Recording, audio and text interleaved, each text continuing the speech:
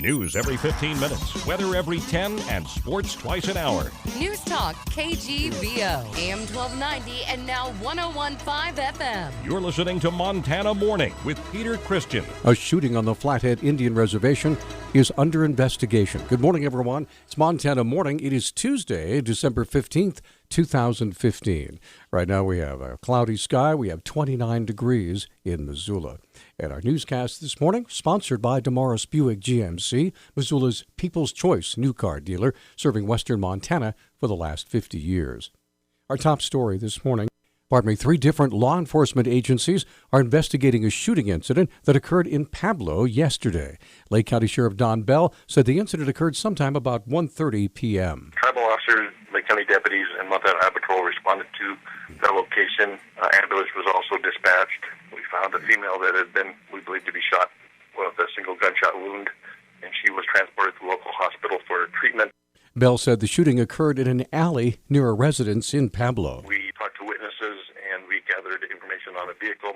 We since recovered that vehicle, and we're still gathering information and talking to witnesses. Suspect is not in custody. Bell said the suspect fled in a vehicle with 2 other individuals and has been identified. The investigation is ongoing, led by the Lake County Sheriff's Office.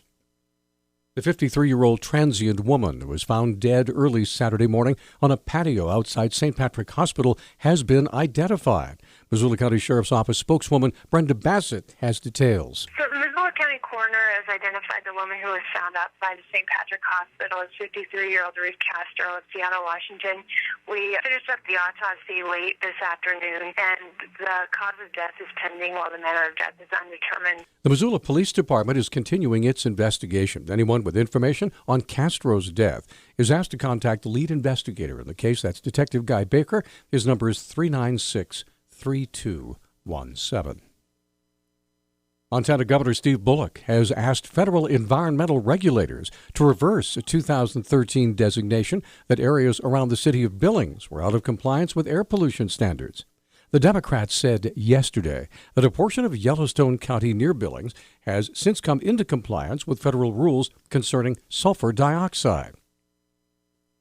Most sulfur dioxide pollution comes from burning fossil fuels. High levels of the pollutant can impair breathing and cause other health problems. Children, the elderly, and people with respiratory problems are most susceptible.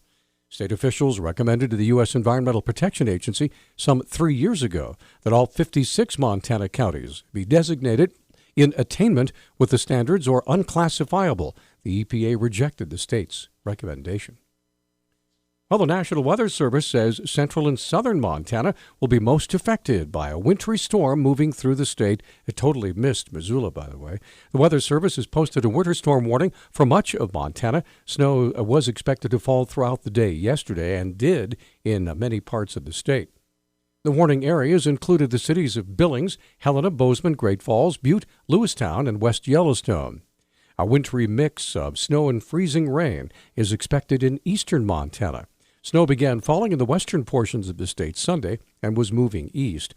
Up to 12 inches of snow was predicted to fall yesterday and did in some parts of the state, or especially around Helena. The warning is ongoing today. A Helena jury found Matthew Ryan Ayler of Missoula guilty last Friday of felony workers' compensation fraud. Spokesman for Attorney General Tim Fox, John Barnes, said Ayler, along with 2 others, staged a workplace accident involving a floor buffer at his place of employment, Garden City Janitorial of Missoula. In 2011, Mr. Ayler had staged an accident in his workplace, working with a couple of his coworkers, by placing a 200-pound floor buffer on his chest in an attempt to create some injuries so that he could collect workers' compensation benefits. And when that didn't work, one of the other co-conspirators here started punching Mr. Ayler repeatedly in the arm, trying to create bruising. So basically trying to create the appearance of a workplace injury. The state paid out over $66,000 in benefits to Ayler. He now faces a maximum penalty of 10 years in jail and a fine of up to $50,000 plus restitution for all the support he received. A recent motion filed in district court alleges the Montana Department of Environmental Quality broke its own administrative policy by transferring Smurfit Stone's old wastewater discharge permit to the new property owners at Frenchtown, M2 Green.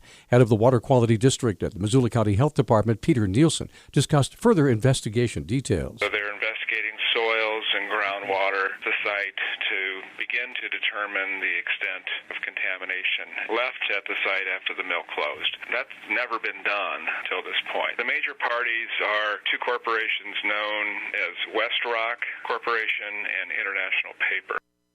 Nielsen says a district judge will hear arguments this week from a motion filed by the Missoula City County Health Board and 3 other plaintiffs. What happened there is that the Montana Department of Environmental Quality transferred the former paper mill's permit to the new owners of the mill back in 2011. We contend they should not have done that. Those transfers are only allowed for routine sort of name changes on the permit. Then, in 2013, they renewed the permit and carried over certain aspects of the previous paper mill permit. Opening arguments will begin Wednesday in Helena. Well, there's nothing new at the gas pumps this week. As prices continue to decline with Christmas approaching.